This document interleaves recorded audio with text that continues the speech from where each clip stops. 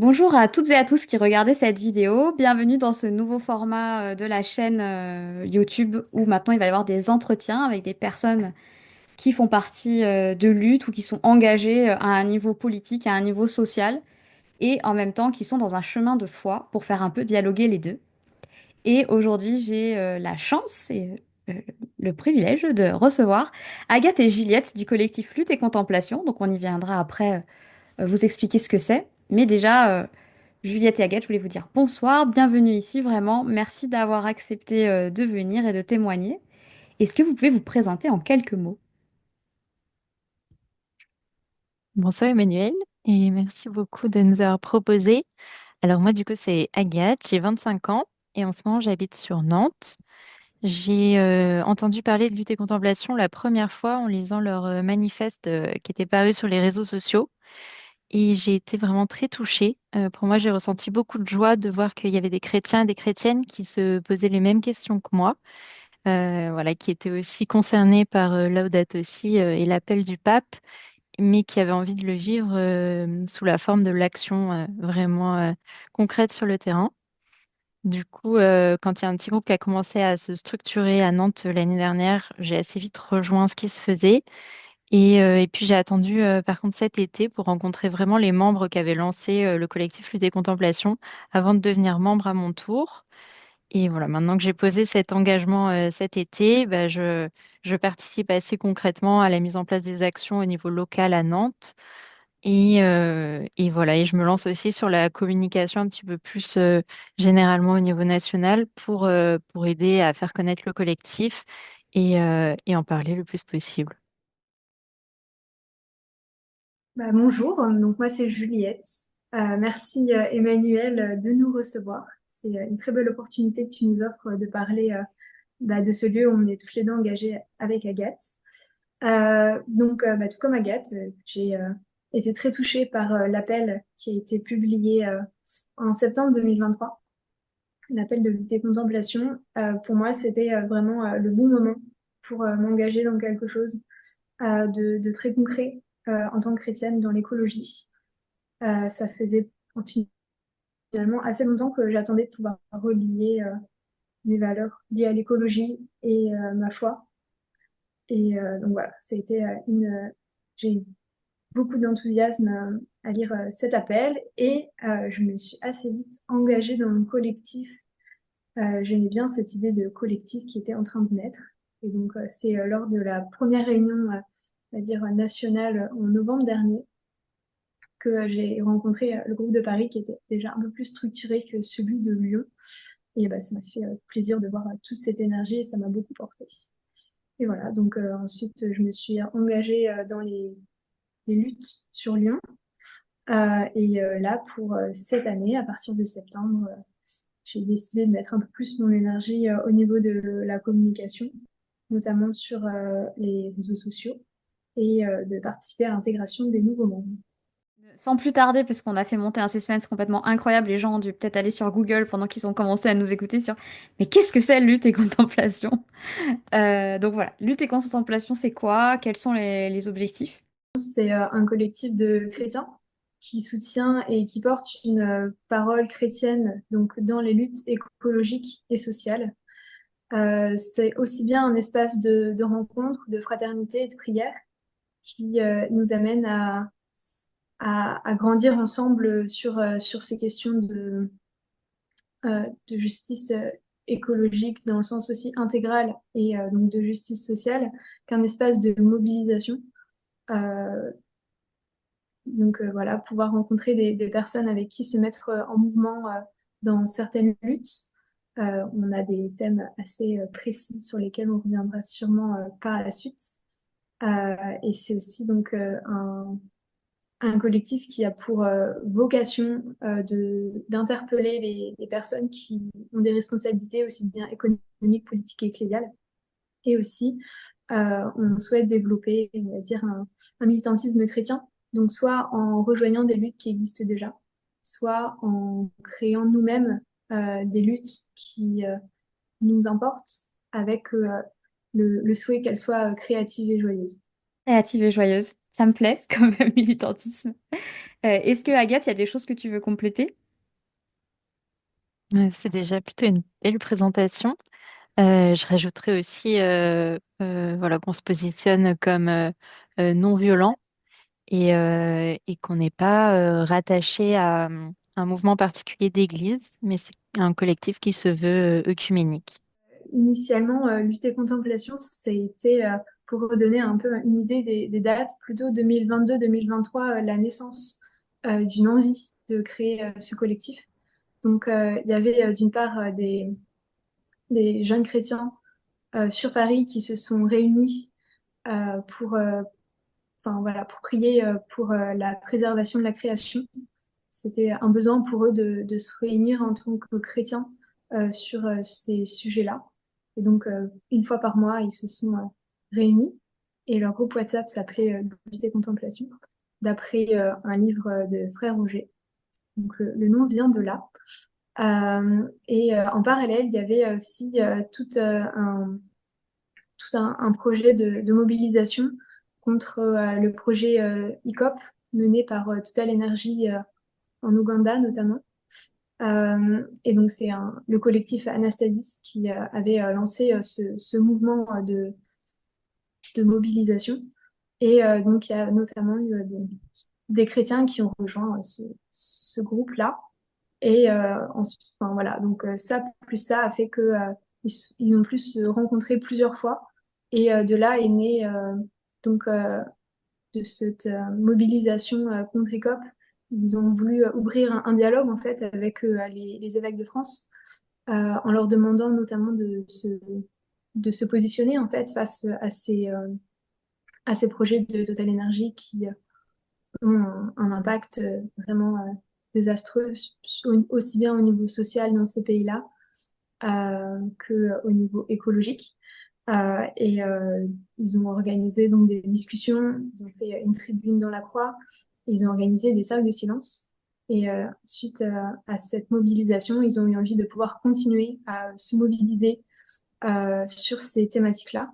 Et c'est de là que est née l'envie en fait de créer ce groupe chrétien qui se mobilise pour la justice écologique et sociale. Donc c'est en 2023, en septembre, que le collectif a été créé et a commencé à s'organiser. Enfin, la sortie du manifeste s'est faite à peu près à la même date que la sortie de Laudate Deum, qui était un peu la continuité de Laudato Si, un texte du pape François. Et donc, c'est un peu à cette occasion-là que Benoît a pu prendre la parole pour présenter le collectif. Mais pour moi, c'est vraiment un groupe d'amis qui avait l'habitude de se réunir et qui a décidé de transformer ça en collectif pour permettre à d'autres de rejoindre le mouvement et permettre aussi que ça devienne quelque chose de national. Parce que du coup, tout au cours de l'année 2023, il y a des petits groupes locaux qui ont pu éclore. Je sais que bah, celui de Lyon, du coup, a pris de l'ampleur, celui de Nantes aussi. Il y en a un à Grenoble. Et puis, il y a des réflexions qui sont menées un peu partout en France avec des personnes qui se rencontrent au fur et à mesure et qui décident d'agir ensemble. Voilà. Alors pour vous connaître un petit peu plus, comment vous êtes devenues chrétiennes chacune, si vous avez envie de nous raconter un peu? Moi, j'ai grandi dans une famille catholique pratiquante, donc j'ai été quand même plutôt bercée dans la foi chrétienne dès le plus jeune âge. Mais pour autant, c'est plutôt à travers des mouvements de foi que j'ai l'impression d'avoir construit, en tout cas, ce qui fait mes valeurs et ma foi d'aujourd'hui. Moi, j'ai grandi au sein du MEJ, donc le mouvement eucharistique des jeunes, et j'ai continué après à Magis. Ce sont des propositions de la spiritualité ignatienne, donc portées plutôt par les jésuites, qui invitent pas mal à faire des exercices de relecture de vie et à oser se poser des questions. Et je pense que c'est ce qui m'a pas mal aidé à mûrir une foi assez personnelle, voilà, de sentir que je peux avoir une relation personnelle avec le Christ et en même temps oser questionner sans cesse ce en quoi je crois, avoir soif de nouvelles rencontres et de nouveaux témoignages, et puis essayer d'approfondir un petit peu plus au fur et à mesure et bah, qu'est-ce que je croyais vraiment. Il y a plusieurs expériences assez fortes que j'ai pu vivre dans ma foi, mais je pense que moi c'est plutôt Lourdes qui m'a vraiment apporté le, on va dire un espace de grande joie et de grande espérance. Donc j'ai l'impression que voilà c'est à ce moment-là que j'étais sur la fin de l'adolescence et que j'ai vraiment euh, l'impression que j'ai transformé ma foi d'enfant en foi d'adulte grâce à ce lieu-là. Ok, merci beaucoup, mais j'aime bien parce qu'en même temps, ça permet de découvrir un peu, comme je suis nouvelle dans la foi, là, des noms que tu as dit, à la fois de gens et puis de collectifs, enfin de mouvements qui existent déjà, je me rends compte à quel point c'est foisonnant. Et toi, Juliette? Alors moi, bah, comme Agathe, j'ai grandi dans une famille catholique très croyante, notamment avec aussi une possibilité de questionner sur la foi, sur la religion, un espace très ouvert à la discussion où il y avait la place pour les partages, les doutes, les joies autour de la foi. Donc enfin, je suis issue d'une famille catholique et en même temps, enfin, et je suis très attachée à l'œcuménisme, notamment par les lieux et les lieux d'église que j'ai fréquentés, notamment le Chemin Neuf et Thésée. Et pour moi, la plus grande expérience de foi que j'ai eue, où là j'ai vraiment rencontré, enfin, où j'ai compris que j'étais vraiment croyante, mais en tant qu'adulte, on va dire, ça a été lors d'un tout premier pèlerinage à Thésée, lorsque j'étais en tout début d'adolescent, je devais avoir 13 ou 14 ans, sur la Semaine Sainte. C'était une semaine où il y avait énormément de monde et je me sentais peut-être un peu perdue par rapport enfin, au fait de devoir parler en langue étrangère, de me retrouver dans un groupe où il y avait principalement des gens plus âgés. Et en fait, j'ai pu échanger avec des personnes qui aussi m'ont permis de rencontrer je pense, Dieu parmi les témoignages et le fait de pouvoir vraiment prier tous ensemble. Je pense que c'était une expérience très très forte, cette simplicité dans ce lieu. Et voilà, j'ai découvert l'amour de Dieu comme ça. Et après, ça a rythmé mon adolescence de partir en pèlerinage pendant la Semaine Sainte à Thésée et de faire des camps d'été au Chemin Neuf, par exemple. Merci. En fait, je suis touchée en vous entendant parce que comme j'ai peu de croyants dans mon entourage, en fait, c'est très rare que je pose cette question et c'est très rare que j'entende ces réponses. Et je vois que je suis très touchée, en fait, de vous entendre. Je sens une joie, et vraiment que c'est beau, en fait. Je me dis, waouh, enfin voilà, de rencontrer la foi comme ça depuis jeune, ça me touche beaucoup. Donc, merci, vraiment. Et donc, bah, voilà, puisque le but là de ces vidéos, c'est de parler de foi et puis aussi d'engagement, de militantisme, de lutte, de politique, etc. Comment aussi vous êtes devenue militante? Chacune déjà, est-ce que vous vous définissez militante? Et puis, c'est quoi un peu votre parcours avec le militantisme? Pour, juste remettre un petit peu de contexte, moi j'ai grandi à Clermont-Ferrand, donc plutôt en Auvergne, voilà, un milieu un peu rural, même si moi j'habitais en ville, avec un papa qui jardine beaucoup. Et donc j'ai l'impression que le contact avec la nature, il a été assez facile et enfin, assez jeune pour moi, fait assez jeune pour moi dans ma vie. En 2015, à l'apparition de Laudato Si, bah, j'ai lu tout de suite l'encyclique parce que c'était déjà des questions que je commençais à me poser, donc ça m'a beaucoup touchée. Ça a amené aussi beaucoup de belles discussions avec des amis qui étaient parfois un peu éloignés de la foi, mais qui ont été aussi rejoints par ce texte. Et puis après, en 2021, je suis partie faire un service civique avec GRS, donc le service Jésus des réfugiés à Athènes. Et là, j'ai vraiment été choquée en fait par tout ce qui pouvait commencer à exister comme migration climatique. Voilà, je savais qu'il y avait déjà des difficultés dans pas mal de pays qui obligeaient les gens à partir de chez eux, mais de constater que très concrètement, le dérèglement climatique pouvait déplacer des populations entières, ça a été vraiment un gros électrochoc pour moi. Et donc, quand je suis rentrée en France, j'avais déjà fait voilà, des marches pour le climat, des choses comme ça, mais j'ai vraiment eu l'envie de m'engager un peu plus. En plus, ça correspondait à 2022, la période des élections présidentielles, tout ça. Et du coup, c'est là que j'ai commencé à me renseigner un peu sur les associations qui portaient déjà ces questions-là. Et j'ai découvert Alternativa, qui est une association aconfessionnelle et apartisane, mais qui lutte pour l'écologie et pour la justice sociale. Et donc, ça va faire 3 ans que je suis engagée auprès d'Alternativa à Nantes.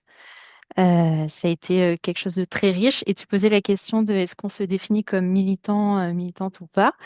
Euh, Moi, je trouve que c'est un mot qui peut faire un petit peu peur, mais je me définis comme telle dans le sens où en fait, ça veut dire que je fais des actions très concrètement sur le terrain et où je vais au bout du coup des idées que je porte. Donc, j'assume ce mot-là.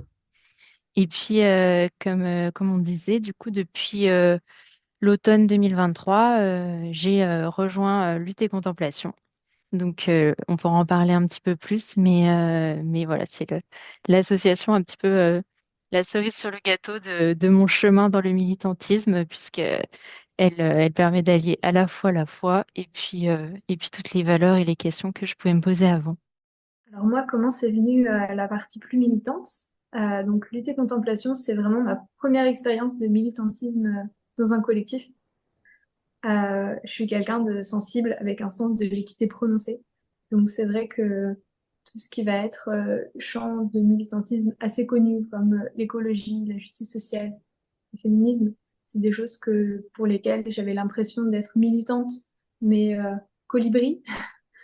Enfin voilà, lire pas mal de choses, en parler autour de moi, questionner les gens sur ces thématiques qui m'importaient et remettre en question certains systèmes que je trouvais injustes. Mais c'est vrai que jusque-là, j'avais pas trouvé de lieu où je me sentais peut-être suffisamment légitime ou suffisamment à ma place pour, euh, m'engager sur des valeurs qui m'importaient autant et un groupe qui pouvait représenter un, un lieu qui me permette voilà, de défendre un peu plus ces envies de militantisme. Donc voilà, assez, c'est marrant parce que finalement c'est assez nouveau et pour moi c'est assez naturel, même si c'est très nouveau. Ok, donc en parlant d'action, justement, j'ai entendu, Juliette, que tu parlais de cercles de silence, par exemple.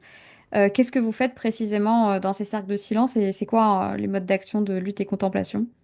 Donc en fait les modes d'action ils ont pour but d'interpeller donc aussi bien les responsables de la société civile et de nos églises que les citoyens ou les autres chrétiens. Il y a notamment, donc, je parlais des cercles de silence. Donc, ça, c'est un type de mobilisation qui a été repris des franciscains de Toulouse, qui mènent des cercles d'action pour d'autres engagements. Et donc, l'idée, c'est de se réunir dans un lieu, dans un lieu stratégique. Donc, à Paris, ça se fait très souvent au niveau de la Défense, devant la tour de Total.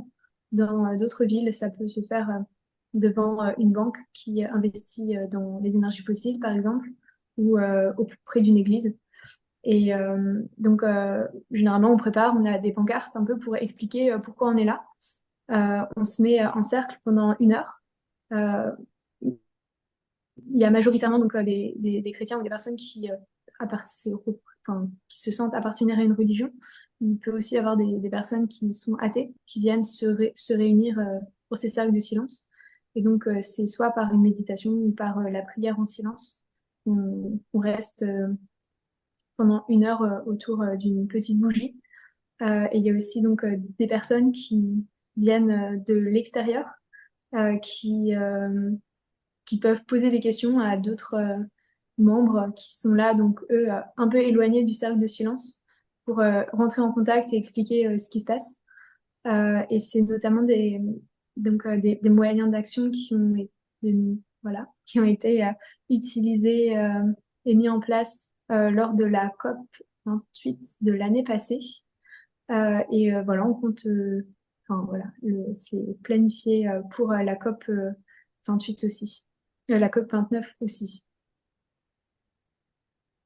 Et il y a aussi, donc là, c'est plus un type d'action, cercle de silence, il y a aussi donc pas mal de plaidoyers, et notamment sur le désinvestissement fossile et sensibiliser les évêques de France, par exemple, à faire sortir les comptes qui sont dans des banques qui sont plus polluantes que d'autres, à les mettre dans des endroits qui financent de manière plus responsable des projets d'envergure.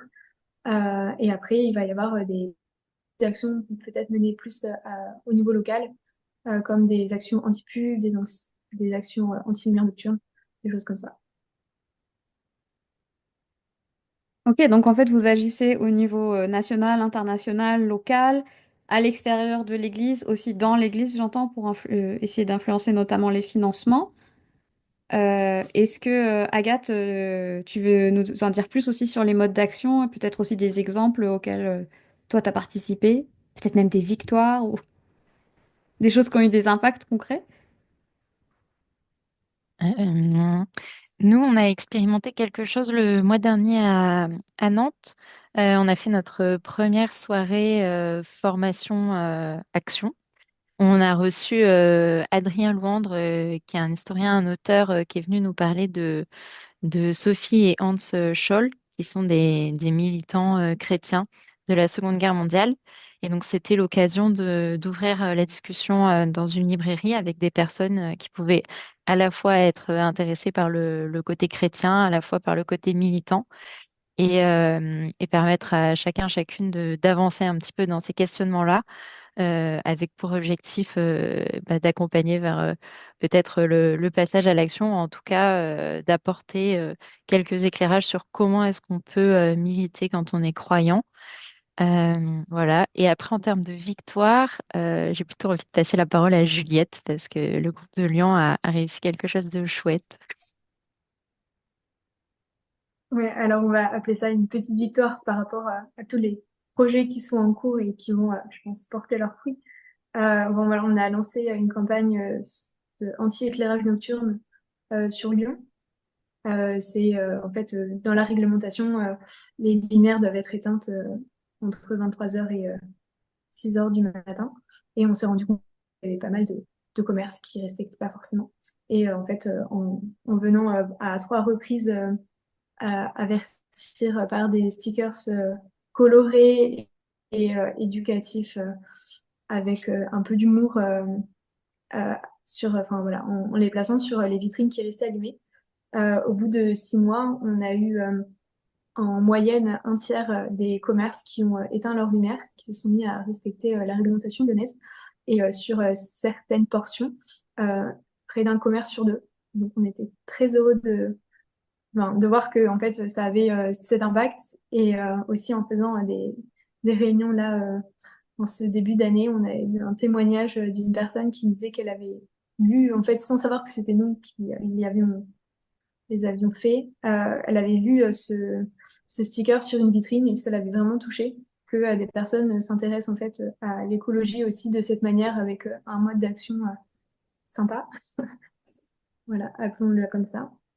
Et oui, après, on peut dire que juste le fait de pouvoir voir des chrétiens qui s'engagent aujourd'hui pour des justices, pour la justice écologique et sociale, toutes les personnes que ça rejoint, c'est une victoire en soi de sentir que pour beaucoup de chrétiens, c'est la première fois qu'ils se sentent appelés à militer pour des causes qui leur sont justes. C'est super enthousiasmant et très précieux. Ok, ouais, je me dis que effectivement le militantisme dans le milieu chrétien c'est peut-être pas très répandu. En tout cas, si fais ces vidéos-là aussi, c'est parce que j'ai l'impression que oui, les personnes, en tout cas pour avoir été beaucoup militante dans différentes structures collectives, mouvements, je me suis rendu compte enfin, il me semble que la plupart des gens n'étaient pas forcément chrétiens et voilà, c'est pas là où j'ai croisé le plus de chrétiens. Donc effectivement, ça me semble un peu un ovni, lutte et contemplation de ce point de vue-là, d'un point de vue voilà vraiment nouvelle dans la foi et aussi parce que j'ai l'impression que il y a des valeurs derrière l'Église catholique notamment qui, enfin, j'ai l'impression que politiquement, ça tend plus d'un autre côté de l'échiquier que du côté où on retrouve les gens qui sont généralement impliqués dans des mouvements militants pour la justice sociale et écologique. Et donc, je me demande comment vos actions, elles sont reçues dans l'Église. euh, Bah voilà. Comment elles sont reçues? Est-ce qu'elles trouvent un écho quand vous faites des plaidoyers aussi, par exemple? Est-ce que ça a un impact? Est-ce que vous êtes entendu? Et parce qu'il y a quand même eu cette encyclique du pape aussi derrière, donc je me dis qu'il doit y avoir quand même une conscientisation au sein de l'Église catholique. Et qu'est-ce que vous pouvez me dire de ça? Oui, effectivement, c'est une bonne question. C'est vrai que le texte de Laudato Si, il a quand même eu une belle répercussion dans l'Église. En tout cas, de mon point de vue, il a quand même été reçu comme un texte fort par beaucoup de catholiques. Et il a permis notamment le lancement du mouvement Église verte, qui s'intègre plus dans une démarche de paroisse, qui s'engage sur un chemin de conversion vers l'écologie intégrale et pour le coup qui touche peut-être un public un petit peu plus âgé que les personnes qu'on peut retrouver à Lutte et Contemplation. Voilà, mais avec une démarche qui engage la paroisse, donc c'est assez intéressant.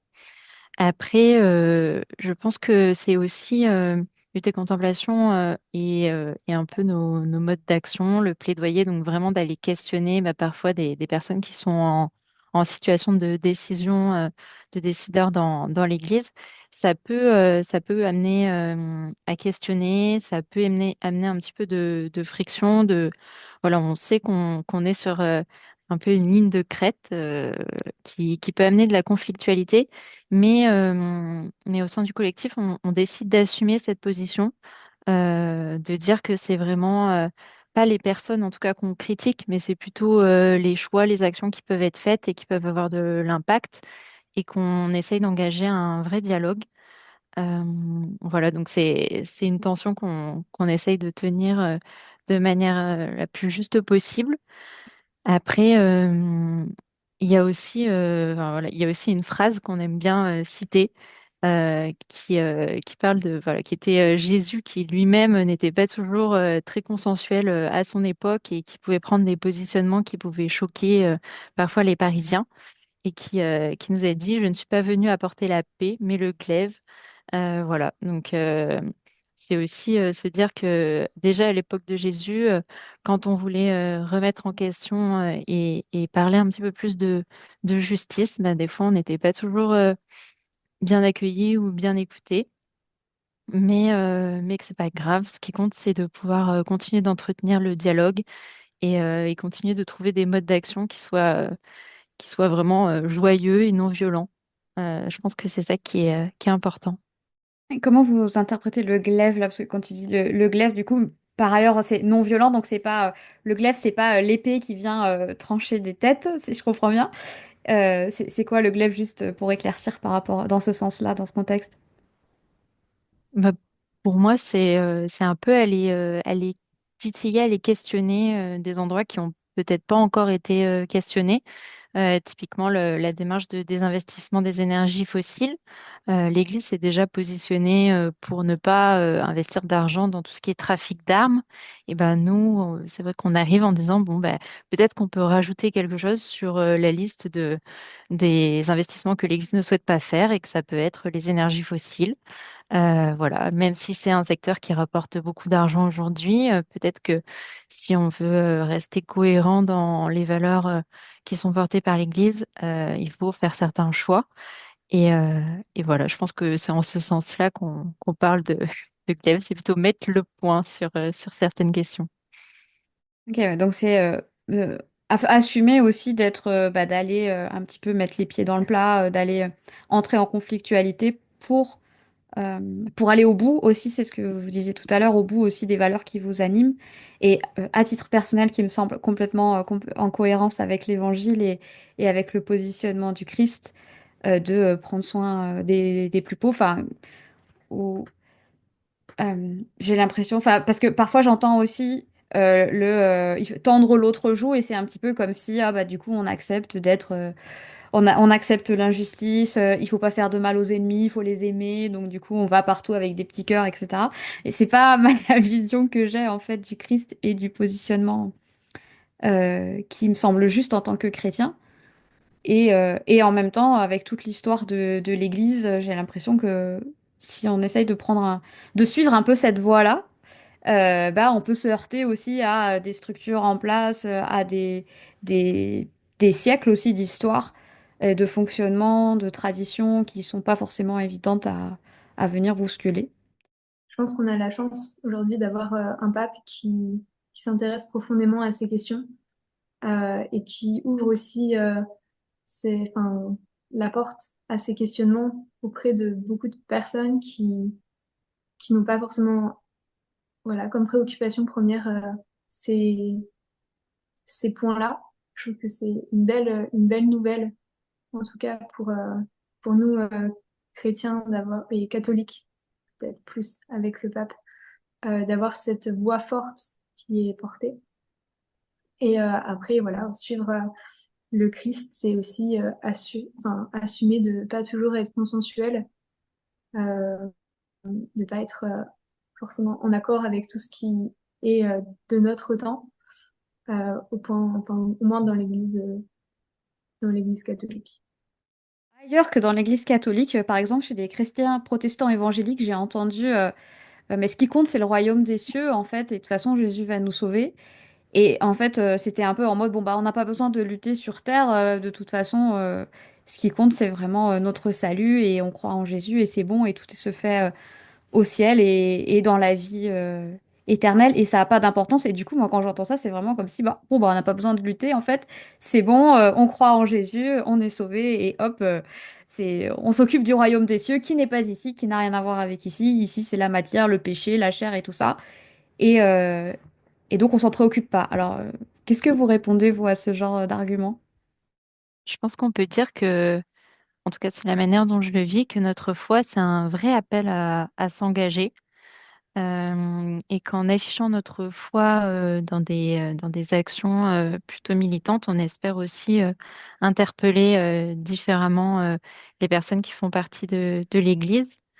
Le fait de croire, d'avoir une espérance chrétienne, pour moi, ça donne un rapport qui est un peu différent à l'action, avec la conviction forte que, quelle que soit l'issue, l'important, c'est de chercher le royaume de Dieu, d'essayer de le co-construire, puisqu'on est du coup créé à son image et donc tous créateurs, créatrices du royaume.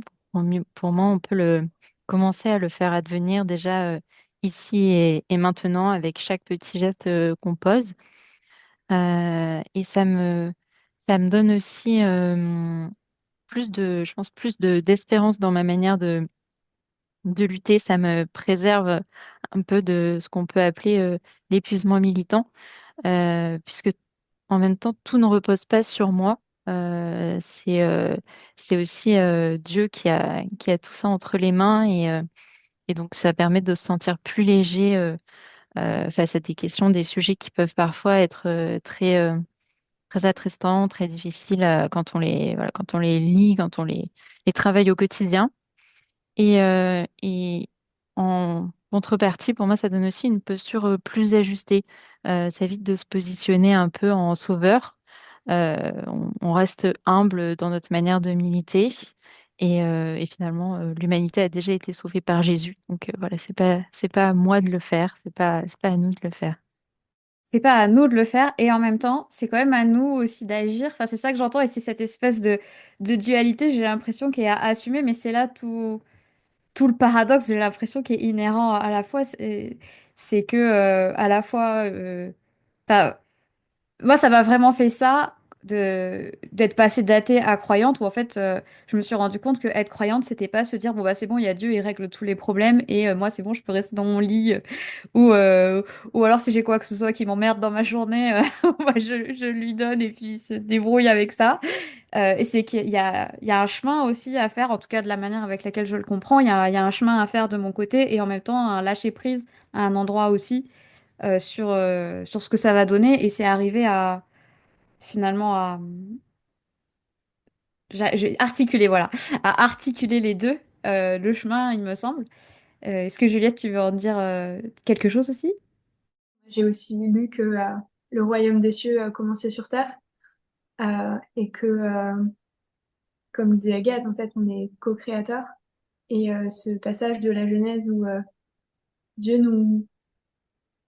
nous transmet en fait cette terre où en fait on va être ces, ces représentants de lui. Il nous a créés à son image et lui, il est au service. C'est un Dieu qui est au service de sa création des hommes. Nous aussi, on est appelés en fait à être au service des autres, euh, des autres personnes sur cette terre et au service de la création.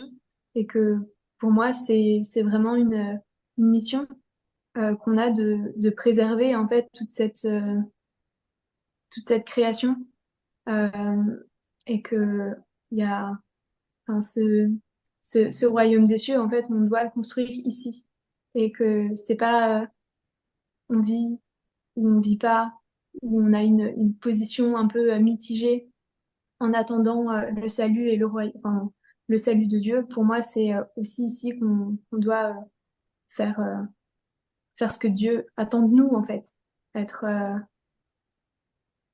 être bon pour les autres et faire attention à ne pas détruire tout ce qu'on a, enfin, tout ce qu'on a sur Terre et en prendre soin. Pour moi, ça fait vraiment partie voilà, des missions qu'on a en tant que chrétien. C'est de se positionner au service de toute cette richesse qu'on a sur la Terre et aussi de prendre soin des autres personnes qui habitent cette planète et pas seulement de voir son salut à soi. Je trouve que ça serait une vision un peu égoïste et moi, pas en tout cas ma vision d'être chrétienne dans le monde, de penser à mon unique salut en fait. Ouais, en fait, c'est comme s'il y avait il y a un engagement en fait qui va avec. Enfin, j'étais déjà très engagée avant d'avoir la foi, mais j'ai l'impression que d'avoir la foi, ça m'encourage encore plus en fait dans cette voie, comme si, au contraire, justement, il s'agit pas d'être mitigé ou d'être tiède aussi. Il y a quelque chose comme ça dans la Bible sur je vomis les tièdes ou je sais plus quoi. Pour moi, il y a quelque chose en fait, c'est comme ça m'a complètement saisie ou retournée ou prise, je sais pas le mot qui est possible d'utiliser. Et ça demande un engagement, même total, j'ai envie de dire, au sens, je pense, une cohérence aussi, une, euh, comme une forme d'exigence de cohérence dans tous les aspects de ma vie. Et les endroits où je suis pas en cohérence avec cette posture justement d'être au service des autres, d'être au service de ce plus grand, au service de cette justice, de cet amour. Eh ben, je suis gentiment invitée à, à me mettre en cohérence. Sinon, il y a quelque chose à la même à l'intérieur de moi qui est pas bien, en fait. C'est une espèce de malaise de ça dissonne. Et en même temps, je sais pas, ça se fait pas, en tout cas dans mon expérience, ça se fait pas avec des coups de fouet où je me sens obligée de. C'est un parcours aussi avec de la douceur et de l'indulgence pour soi. J'ai l'impression aussi de faire aussi en fonction de ce qui est possible. Enfin, c'est à la fois d'être doux avec soi et en même temps, il y a cette urgence-là, cette urgence écologique, cette urgence sociale, et aussi comment on concilie il y a cette urgence-là. Et en tant qu'être humain, bah, j'avance aussi pas à pas à mon rythme et je peux pas non plus avancer plus vite que mon rythme. Enfin, ouais, ça pose des grandes questions existentielles, hein. C'est subtil et vaste ce que ça ouvre. Agathe, tu as déjà commencé à en parler un peu, même pas mal, mais qu'est-ce que ça vous apporte d'avoir la foi chrétienne quand vous luttez au niveau personnel, au niveau collectif? Donc tu parlais, Agathe, que ça t'aidait par exemple par rapport à l'épuisement, à prévenir l'épuisement, le fait de pouvoir te ressourcer dans cette foi. La seule chose que je pourrais rajouter, c'est que on a aussi la force de la prière, voilà, en tant que chrétien, et que pour moi, prier à plusieurs pour plus de justice, pour plus de respect de la création, ça a aussi une grande force. Ça peut avoir beaucoup d'impact.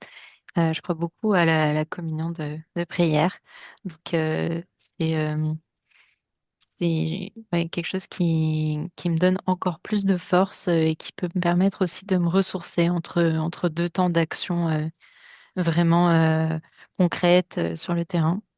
Ouais, c'est le volet aussi contemplation de lutte et contemplation. C'est vrai que depuis tout à l'heure, je vous aborde beaucoup avec la question lutte, mais il y a cet aspect-là, contemplation. Pour toi aussi, Juliette, ça te fait la même chose, là, cette respiration qui permet de retourner aussi à l'action? Ouais.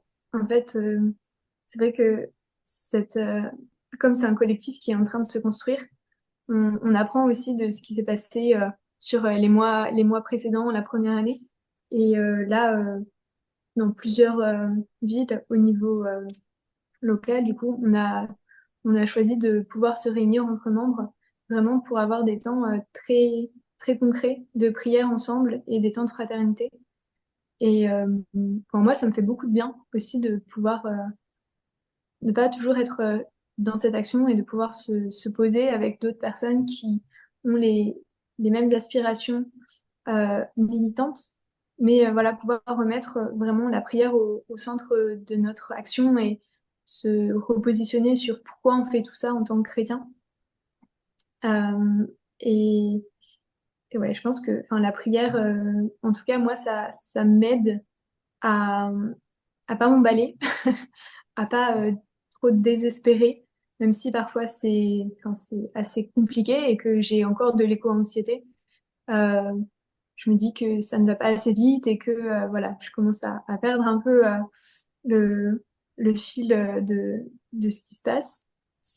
Ouais, ça me permet de sentir que je suis pas toute seule en fait à avoir ces peurs et que en étant rejoint par des personnes qui croient en Dieu, il y a aussi une force qui nous est donnée, je pense, dans nos échanges et dans le fait de grandir en fraternité chez l'unité Contemplation. Toute cette, enfin, à chaque fois qu'on se réunit, on a un temps de prière et moi, je sens que ça m'apaise et ça me permet aussi peut-être de revenir à un niveau de militantisme plus doux.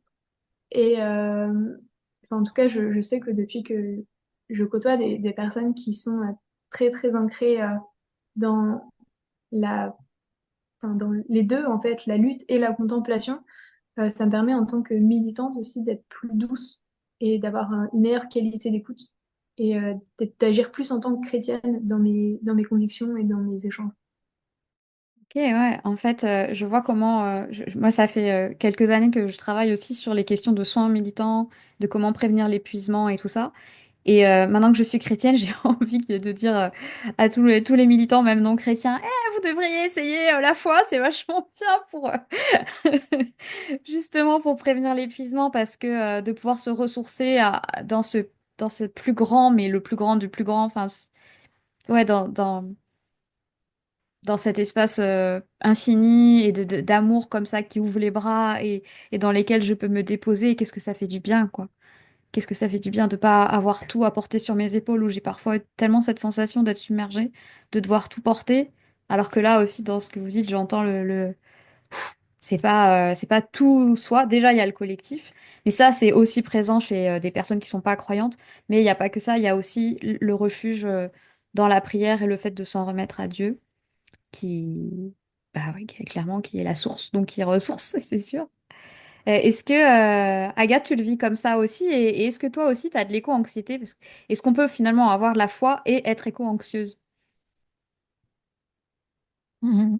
Je pense que c'est possible. Je pense que j'ai pu en ressentir de l'éco-anxiété. Je dirais plus que c'est le cas aujourd'hui, parce que justement, le fait de passer à l'action et de le faire en collectif, enfin, je pense que c'est vraiment quelque chose qui, pour moi, aide à lutter contre le sentiment voilà, de désespérance, de tristesse, de tout ce qu'on peut ressentir comme émotion quand on comprend l'ampleur des crises qu'on traverse aujourd'hui.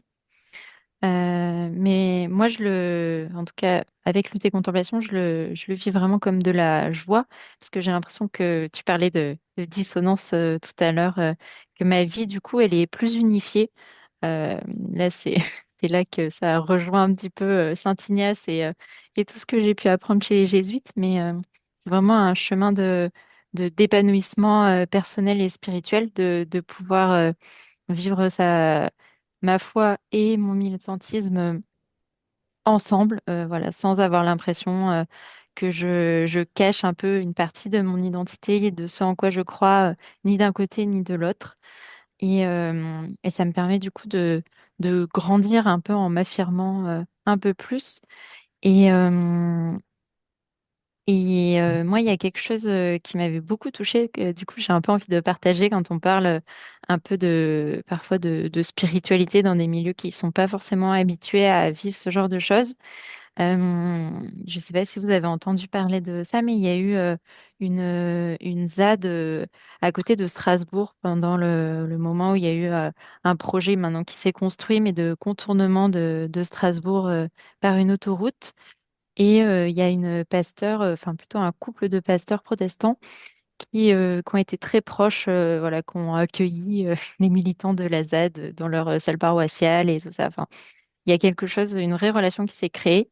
Et au moment où le projet a été voté et où bah, les premières forêts qu'ils essayaient de protéger ont été abattues, et la pasteur a proposé une sorte de rituel d'enterrement symbolique d'un arbre, voilà, pour dire que c'était la fin de cette lutte et que voilà, ils pouvaient offrir un peu toute leur tristesse, toute leur fatigue et essayer de donner du sens à ce moment-là. Et moi, ça m'a beaucoup, beaucoup ému ce témoignage parce qu'en fait, ça a permis à des personnes qui n'avaient peut-être pas forcément de cadre pour traverser ce genre de moment, bah, d'offrir une possibilité de mise en rituel, de donner du sens. Enfin, voilà, les personnes souvent qui s'engagent dans ce genre de lutte, c'est des personnes qui ont vraiment envie de sens dans leur quotidien et dans le monde dans lequel il et elle vivent.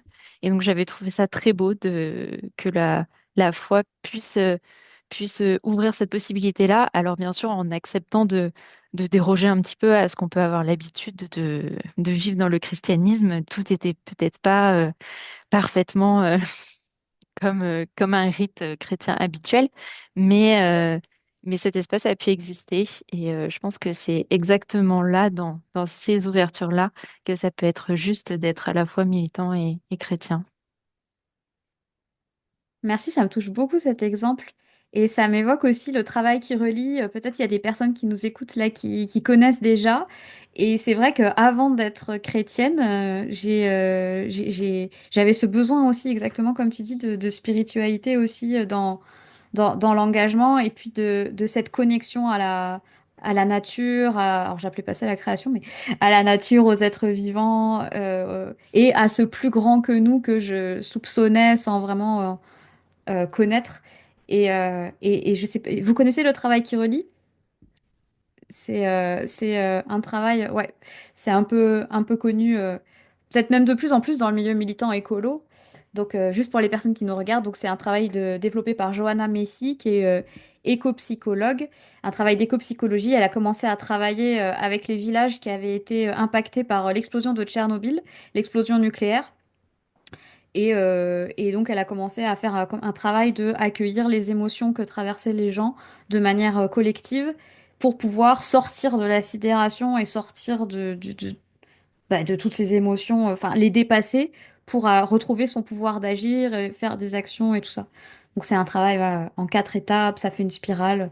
On pourra en reparler probablement. Mais pour moi, ce genre de pratique-là fait un peu le pont aussi. J'y pense là, en entendant l'exemple dont tu parles, Agathe, fait le pont aussi entre juste on va dire le côté politique et puis le côté chrétien, foi. C'est bah, voilà, un travail psychologique et spirituel où on va pas avoir voilà, une croyance en un Dieu particulièrement. Enfin, on va pas forcément nommer Dieu, on va pas forcément nommer Jésus et tout ça. Mais il y a cette conscience-là qu'il y a une dimension spirituelle aussi dans les êtres et dans la nature autour de nous. Et j'ai l'impression que ça prend aussi pas mal d'essor ces dernières années et que ça apporte aussi du soutien. En fait, je me demandais s'il y avait quand même un choc des cultures un peu parfois entre les personnes qui militent et qui sont pas justement dans la foi et puis les chrétiens. Euh, Parce que, bah voilà, enfin, notamment politiquement, j'ai l'impression que notamment les personnes catholiques souvent sont plus orientées à droite politiquement et les personnes militantes plutôt à gauche politiquement. Et donc, je me dis que parfois sur le terrain, peut-être ça frotte un peu. Mais je ne sais pas si c'est quelque chose que vous avez pu observer, par exemple, si en termes de culture, ça fonctionne bien ensemble, la foi et puis, enfin, le christianisme et puis le militantisme.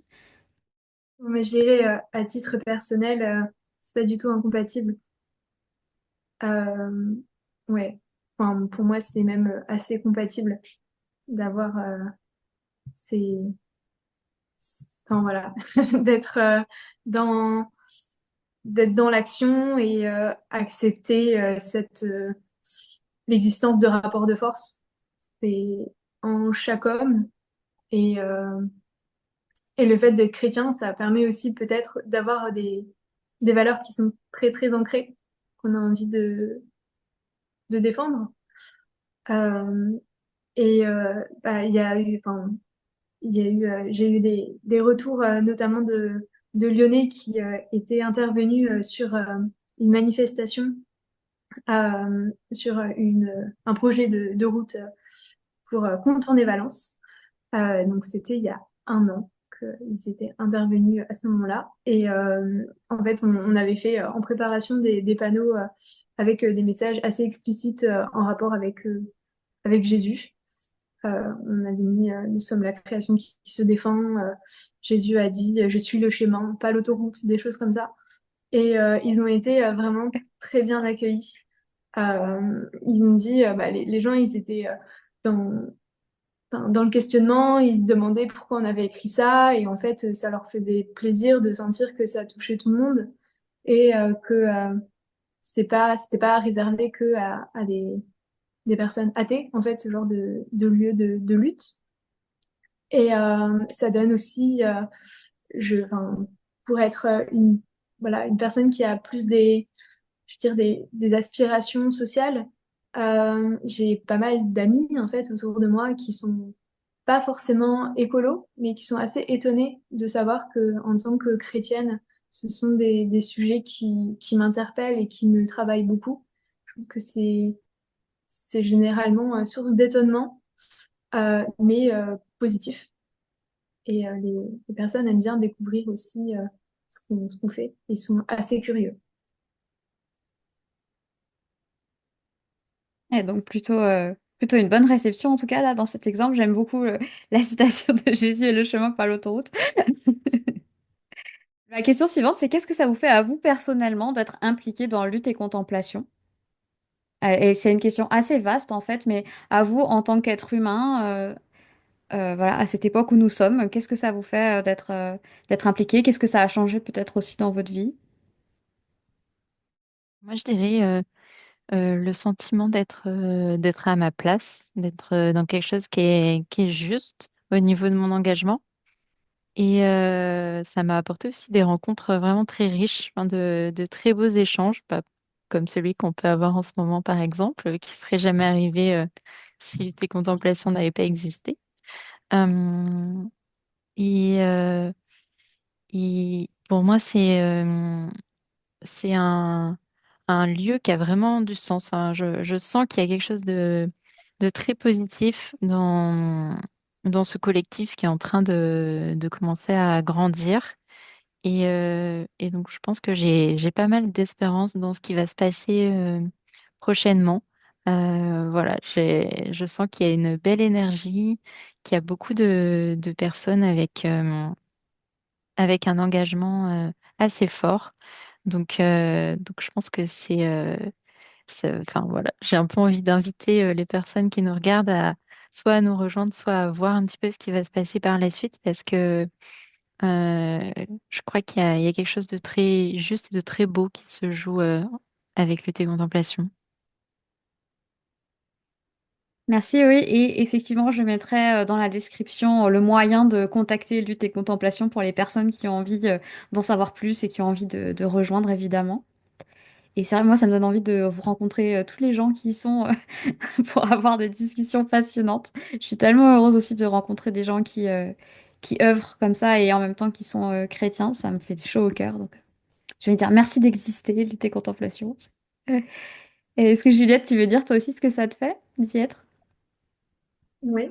Euh, c'est vrai que avant que ça soit créé, je commençais vraiment à sentir que finalement, peut-être que mon rôle de chrétienne sur Terre, c'était d'être engagée pour ces justices-là, écologiques et sociales, que c'était peut-être finalement un peu ma petite mission. en tant que femme sur Terre. Euh, et lutter contemplation m'a permis de trouver un lieu d'église dans lequel j'ai le sentiment d'avoir une place et de pouvoir venir avec mes valeurs et en même temps d'être individu et collectif, étant donné que je suis assez éloignée d'une église plus traditionnelle. C'est vrai que c'est pas forcément toujours évident d'être en accord avec enfin, les personnes dans l'église. Et bien que ça me pose pas forcément de problème de pas être en accord, parfois ça fait vraiment du bien euh, de, de trouver des personnes avec qui on peut discuter des choses sans que ce soit dans une conversation un peu plus vers le débat, mais plus que ce soit assez consensuel. Bah, ça fait du bien. Et aussi de pouvoir rencontrer donc des personnes qui ont réfléchi sur des sujets de manière beaucoup plus poussée. Je trouve que ça permet de grandir en fait aussi bien dans la foi que dans le côté militant.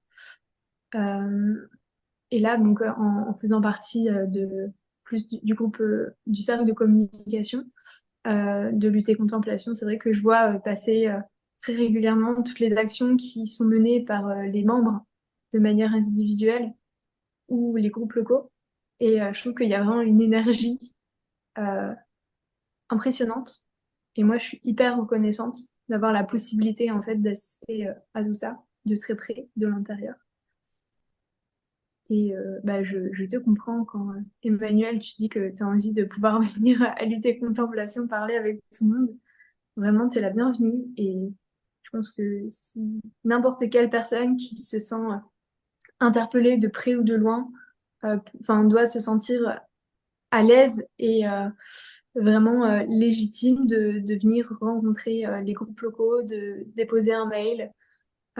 Et voilà. Enfin, moi, en tout cas, quand j'ai lu l'appel, je me suis dit, waouh, c'est fort, c'est assumé et ça m'a vraiment fait plaisir. Et donc, voilà.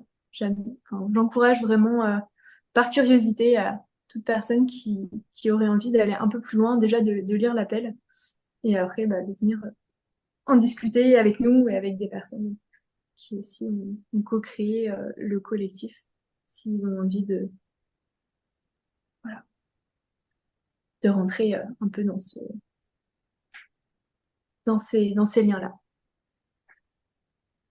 Ok, j'ai une question là qui me vient que j'avais pas forcément prévu de vous poser, mais parce que il y a enfin, les actions, donc il y a du plaidoyer, des cercles de silence, des autocollants. Je vais être un petit peu provocatrice, mais est-ce que c'est pas un peu gentillet ces actions par rapport aux enjeux actuels et tu disais qu'il y a quelque chose de fort et en fait je trouve effectivement qu'il y a quelque chose de fort.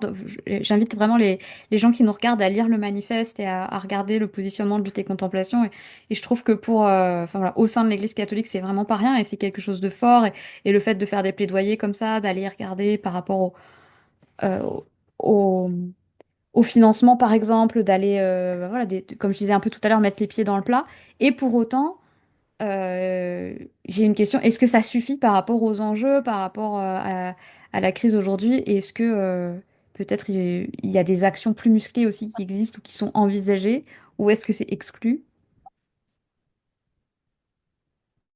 Moi, je pense qu'aujourd'hui, on est dans une envie de construire un collectif dans la lutte et la contemplation.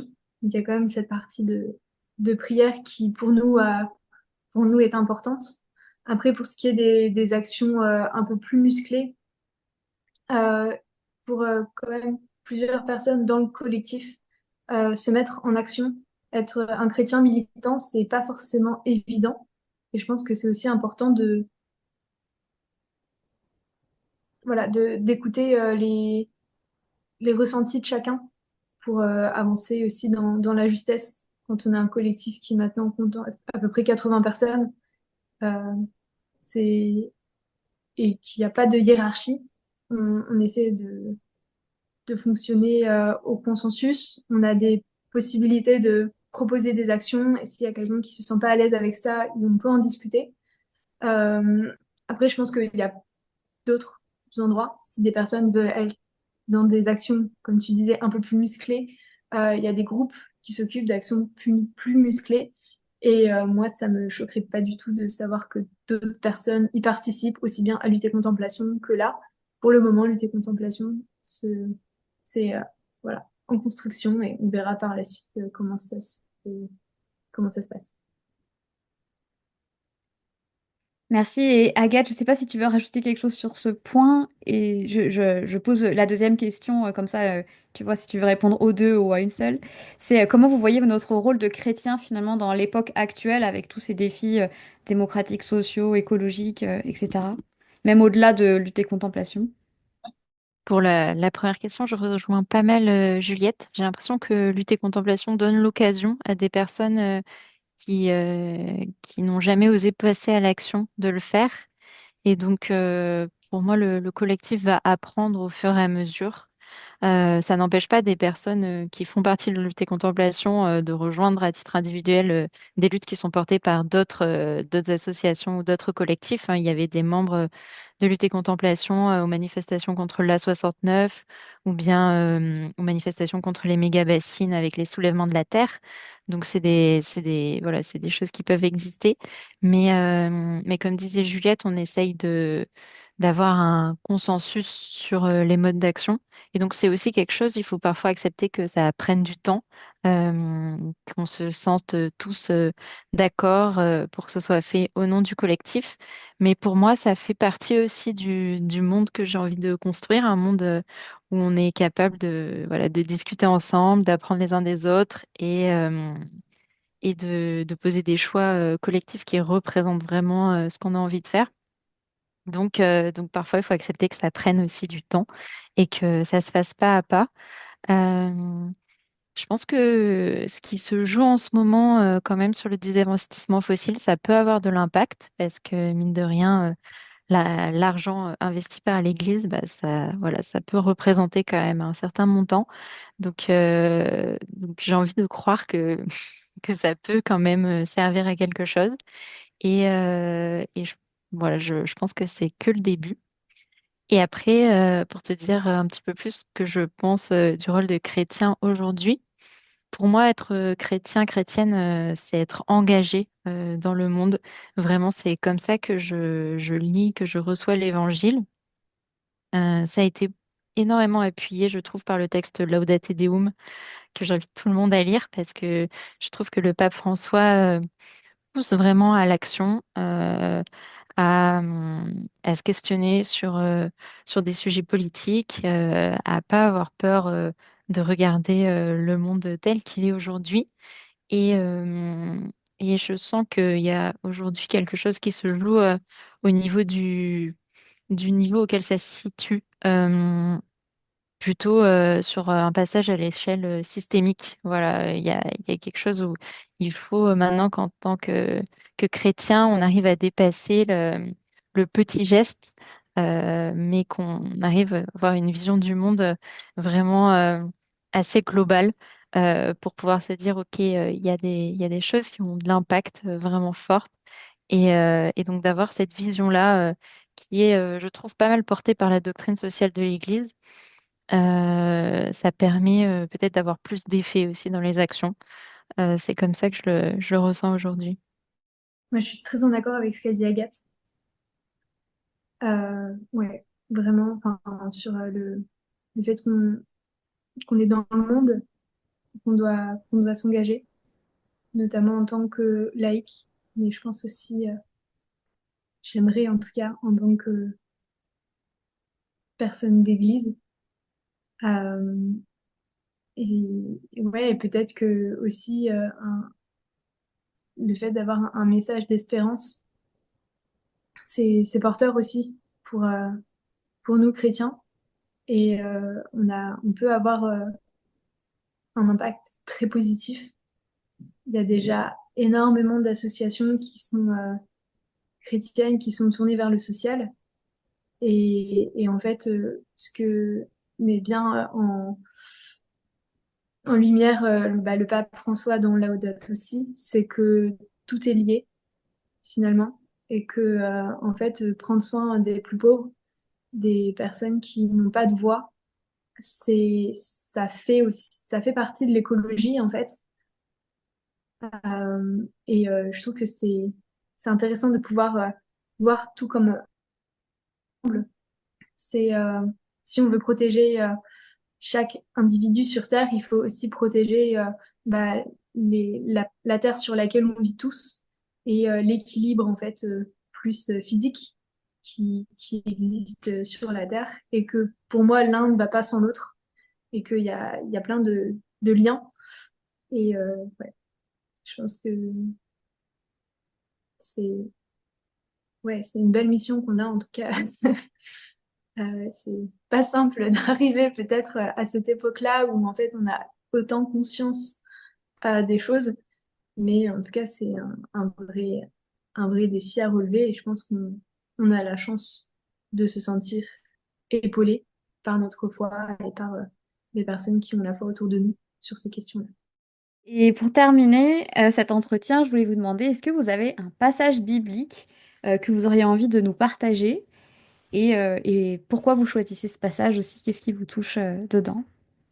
Moi, j'aurais envie de partager un passage du livre de l'Ecclésiaste, chapitre 3, euh, qui dit j'ai regardé les occupations que Dieu impose aux humains. Il fait toutes choses belles en son temps. Dieu fait arriver toutes choses au bon moment. Il a donné aussi aux humains le désir de connaître à la fois le passé et l'avenir. Pourtant, ils ne peuvent pas connaître l'ensemble de ce que Dieu accomplit. Ainsi, je le sais, le seul bonheur pour eux, c'est de se réjouir et de profiter de la vie. Et j'ai choisi ce passage-là parce que pour moi, il porte beaucoup d'espérance. En fait, voilà, je suis assez en accord avec le fait que le plan de Dieu ne m'est pas pleinement révélé, mais que tous les aspects de la vie, avec parfois les choses plus difficiles et puis les choses plus joyeuses qu'on peut vivre en tant qu'humain sur cette terre, peuvent trouver un sens. Et je l'entends aussi comme l'invitation à vivre pleinement et joyeusement dans l'époque voilà, qui est la nôtre aujourd'hui. Quel défi d'arriver à vivre joyeusement. Je rejoins vraiment cette vision-là, mais c'est vrai qu'avec, enfin, plus je me tourne vers le monde extérieur et que je vois toutes les mauvaises nouvelles et tout ça, plus je me dis que c'est un défi. Et pourtant, d'une manière miraculeuse, même au fond du désespoir, j'ai vraiment l'expérience qu'il y a toujours une joie qui renaît, il y a toujours une paix, qui est trouvable, en fait. Et voilà, c'est vraiment là qu'est la foi, en fait. Le fait que, à travers même les pires horreurs et le désespoir, ben, il y a quand même une joie, il y a quand même une espérance. Ça, c'est incroyable. Merci beaucoup pour ce passage que je ne connaissais pas, donc j'adore. Je vais faire vraiment ce petit rituel de demander à chaque fois à mes invités de partager parce que ça va me faire découvrir la Bible en même temps. Super, merci beaucoup. Juliette aussi, tu veux partager un passage? Ouais, moi c'est un peu plus court et ça rejoint enfin, ce que j'ai dit par rapport à un autre passage que tu me posais la question. En tout cas, ça vient donc de l'évangile de Luc, quand Jésus dit Je suis au milieu de vous comme celui qui sert. Et pour moi, être à la suite du Christ, c'est bah, faire au mieux comme le Christ et donc d'être au service de ce qui nous a été confié. Ouais, pour moi, c'est vraiment enfin, un moment où bah, en fait, on sent que si on veut être appelé à être comme le Seigneur, on va aussi être bah, respectueux de ce qui nous entoure et qu'on doit préserver ce qui nous a été confié. Mais encore un beau passage. Ouais, qui me touche aussi. Bah, merci vraiment beaucoup à vous deux pour cet entretien. J'espère que les personnes qui nous ont écoutés ont apprécié. N'hésitez pas à laisser des commentaires pour poursuivre le dialogue. Peut-être que Agathe et Juliette viendront aussi lire et puis répondront aussi s'il y a des questions. Et encore une fois, je vais mettre dans la description toutes les infos pour retrouver lutte et contemplation. Bon courage pour continuer et la lutte et la contemplation. Je sais pas s'il y a tant besoin de courage en fait quand il y a la foi finalement, mais quand même je trouve que ça fait toujours du bien de le dire et peut-être aussi quand même de l'entendre. Voilà. merci beaucoup à vous et puis je vous dis à très bientôt. Merci beaucoup, Emmanuel. Merci, Agathe. Merci à tous ceux qui ont pris le temps pour écouter nos témoignages. Merci beaucoup. Et puis à très vite. Du coup, s'il y a d'autres entretiens qui vont arriver, j'ai hâte de les entendre à mon tour. Oui, il y en aura d'autres, bien sûr. J'en ai déjà un autre qui est en préparation, donc ouais, il va y en avoir régulièrement. Je m'engage pas pour l'instant sur une fréquence, un nombre, etc. Je fais aussi en fonction de mon emploi du temps, mais je sens que c'est très très fertile déjà à titre personnel pour moi ces échanges. Et donc voilà, là c'était vraiment un peu le bêta test. Donc j'espère que les personnes nous pardonneront aussi s'il y a des petits soucis techniques ou s'il y a des petites longueurs, etc. Je vais essayer de monter un peu la vidéo pour que ce soit le plus fluide possible. Et voilà, ça va aller en s'améliorant, mais déjà, moi, je trouve quand même que ça commence fort et que c'était chouette de vous avoir aussi toutes les deux. Et pas juste une seule personne, parce que à trois, c'est sympa aussi. Allez, au revoir tout le monde!